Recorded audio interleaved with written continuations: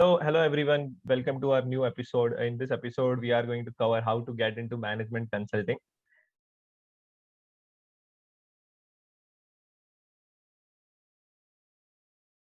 Quick introduction of each of them. We have Karan Sardesai, who has secured All India rank 14 CA final and All India rank 10 in CA IPCC.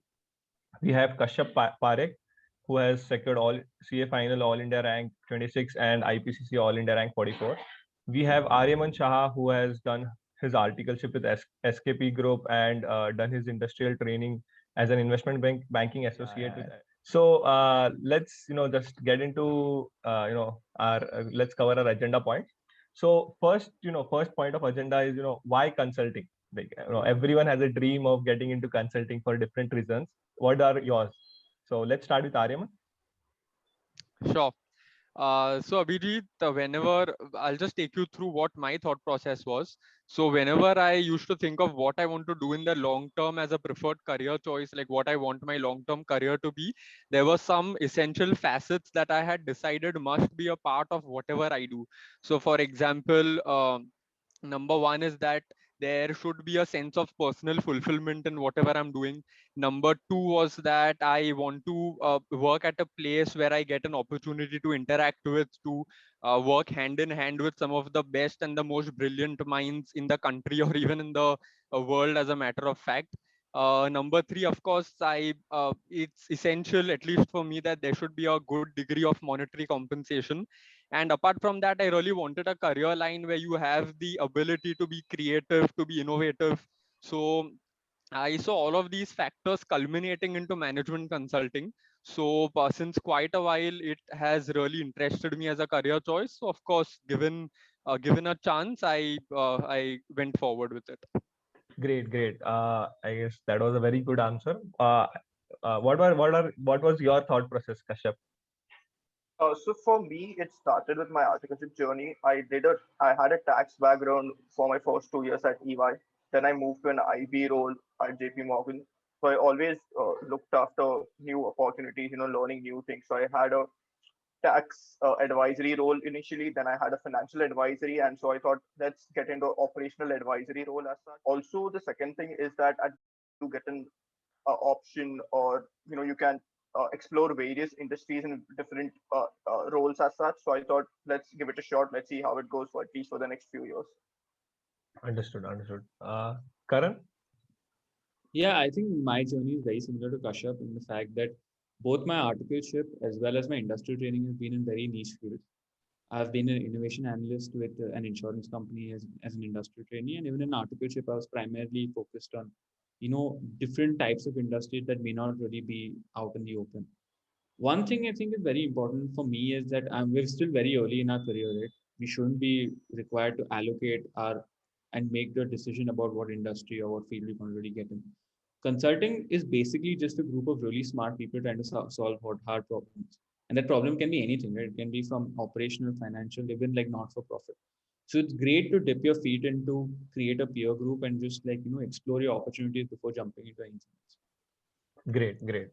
So I guess everyone has put forward their points. My second agenda point is why is it considered difficult for a CA to get into consulting as compared to MBA?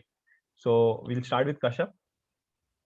I do not think it's per se because of the fact that CAs are such are incompetent, but it's because of the fact that big consulting firms traditionally hire only from IIMs. It is now that we are seeing this shift in trend that they started hiring CAs. BCG has had a 10-year history now in hiring CAs. I think Bain has, at least informally told us that they'll, start hiring CAs every year as well now.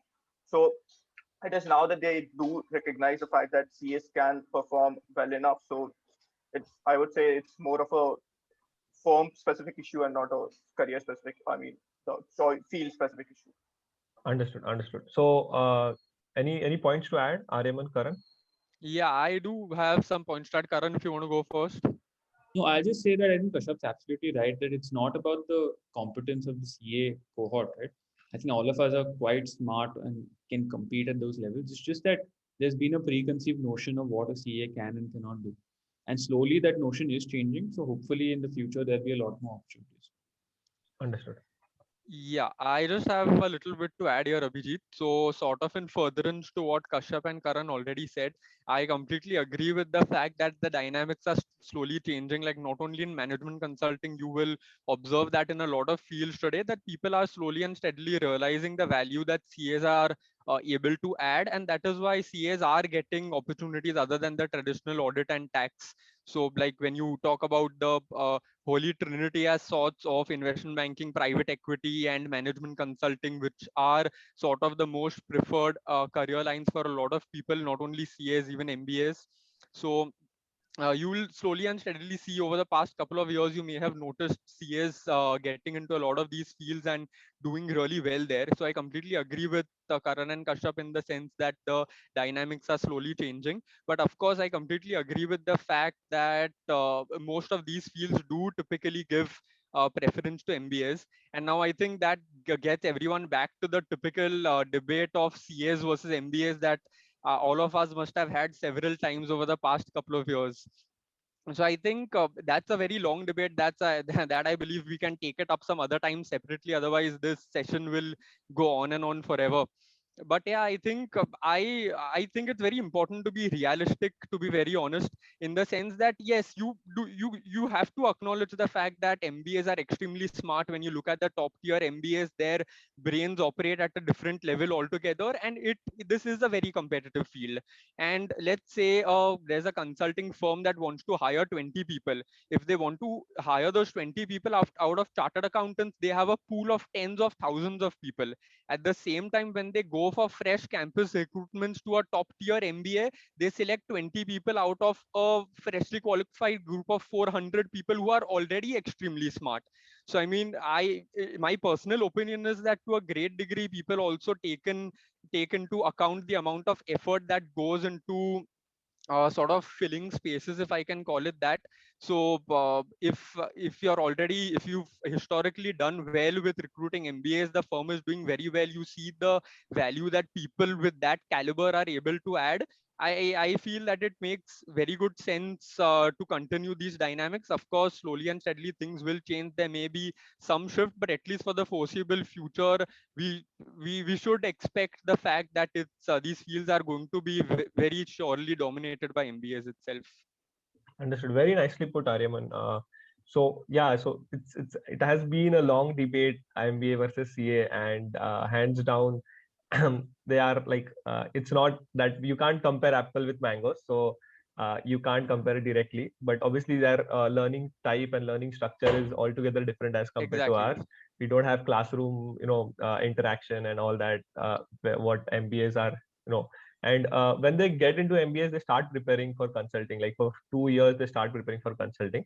So now, yeah, my next agenda point is how do you get into consulting? Like, what is the recruitment process, and how did you prepare? Because I'm sure that it is we haven't covered anything as such in our curriculum, or we have no clue what it is about. So how do you prepare? What is the recruitment process? So first, I would cover is what do you need on your resume to get shortlisted? Because the major filtering bracket or filtering factor is that lot of people don't get call for getting interviewed at consulting. So what is the most important thing that you need on your resume for which you can get a call? So we'll start with Karan. Yeah, okay. So that's a great question. I think there are two filters basically. There is the first filter is your resume. The second filter is the interview. Right? Let's start off with the resume part. People often think that your entire recruitment process for any CA, for any profession, I want to just say management consulting, starts after you clear CA. It actually starts when you start your articleship, Understood. right? You need to be able to construct and design your resume in such a way and your experiences that you really fit that role. Right? People with very vibrant resumes have got calls.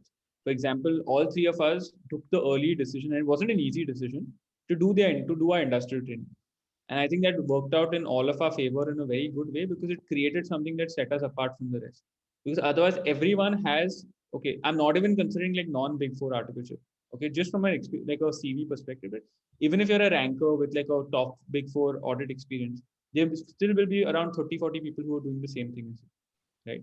You need to be able to set yourself apart. And in fact, the institute now has also introduced new rules for industrial training and stuff that can really help people diversify their portfolio, this resume in such a way that sets them apart, right?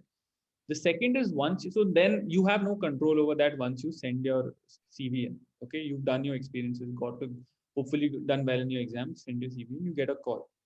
Now is the interesting part, right? Because we are used to having interviews which are very technical. Usually have a couple of technical rounds, have an HR round, have like a round with the partner, and then you're in or out. Consulting interviews are built on a very different format, which is the case interview format.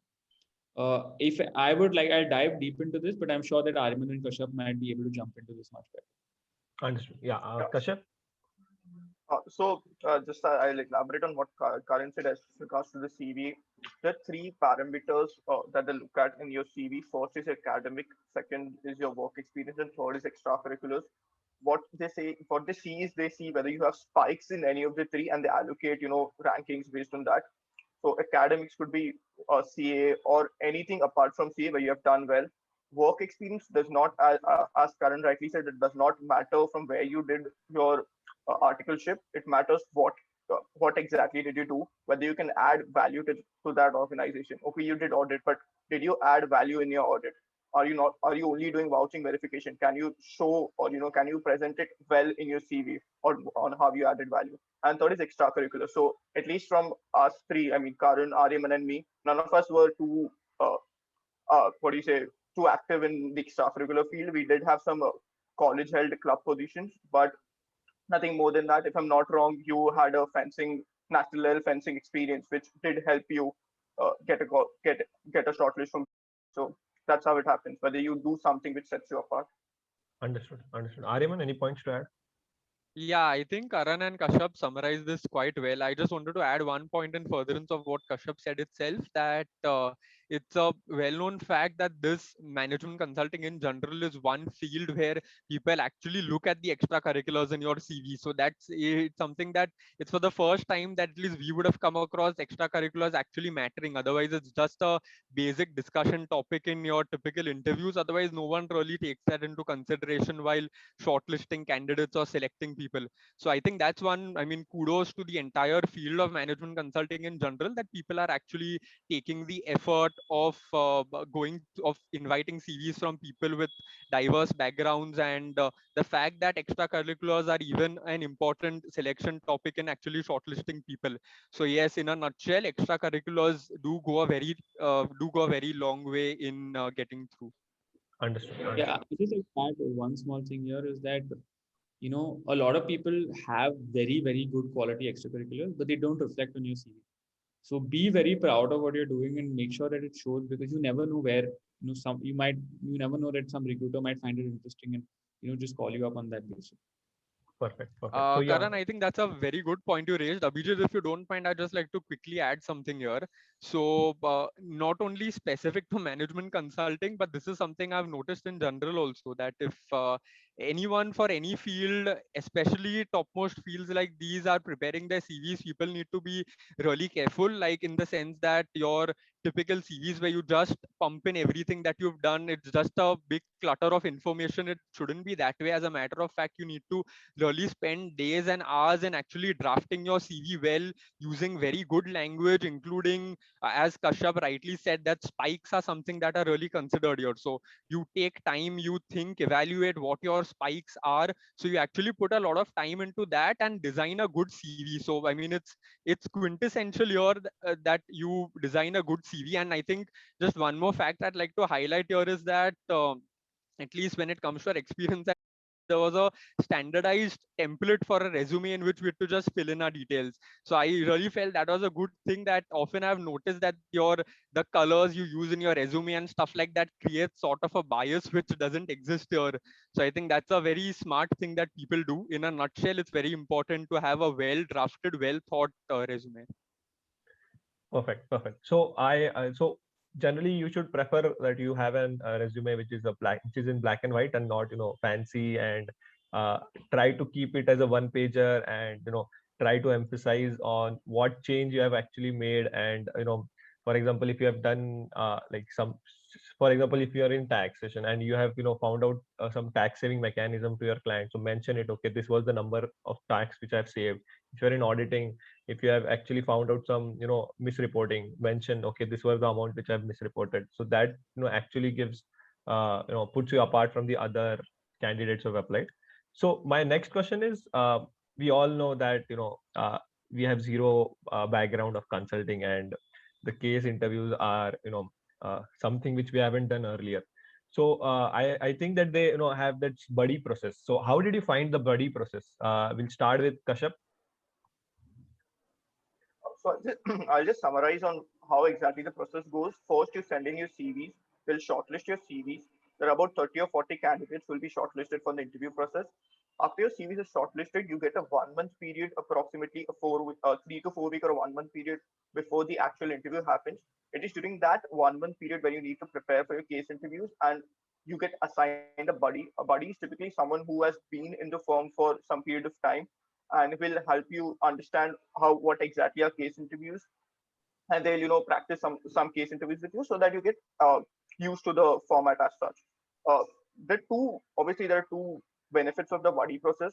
First, you get to practice with them. They've already cracked the interviews. They have had a chance to interact with the interviewers, so they'll give you insights into how exactly the process happens. And second is the fact that they essentially become your point of contact to understanding anything when it comes to, so you can ask them some silly questions or some hard questions, which typically you cannot ask from outside an organization. So yeah, that's how it works.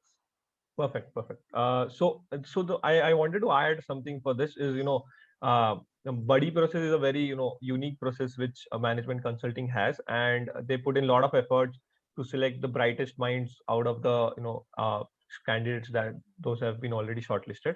So I think, the buddy process is very important. And my next point of agenda is, how do you prepare for case interviews? You get buddies, but I'm sure that you can't practice all the time with buddies. So I would like to understand how many cases you have practiced, or what exactly the preparation strategy you have used, and anything specific you want to add for your preparation strategy that set you apart from other candidates. We'll start with Arima. Sure. So Abhijit, as you rightly mentioned over the past couple of minutes, that yes, there is a very good buddy system, and your buddies are essentially the people who guide you through the entire process. And of course, again, as you rightly mentioned, you cannot do all the cases with your buddy. I mean, even they're working people, they have a lot of other work commitments, and they do taken a lot of extra time to actually help you out with this. So apart from the buddy process, what generally happens is that your buddy shares some sort of reference material with you. So every top B school comes out with their own consulting case books. So for example, the main material you refer to. Apart from that, there are good YouTube videos also. There's this person that goes by the name of Victor Cheng, who's really famous when it comes to case interview preparation. So honestly, if you look at anyone who is prepared for case interviews in their life, it's most likely that 95% of them have either referred to Victor Cheng videos or Victor Cheng's the books that he's written. So I think that's how it essentially starts off. And of course, there's a lot of material. There's no dearth of the material available. At the end of the day, it's what works for you. And just one more point to add here, that what is essential throughout the 1 month preparation time is that you practice with your peers. So whoever's been shortlisted from within the cohort, you take out time with them and you actually practice cases with them to get a better hang of things. And just sort of a fact here is that Kashyap, Karan, and I, over the course of the entire 1 month, practiced our cases together, and I think we were fortunate enough that all three of us got in. So I guess that there's something we did right in there. Correct. Agreed. Agreed. So to summarize, what he said is, prepare from, like, buddies will share you some books and some videos. Go through it, prepare for it, and practice a lot with your peers.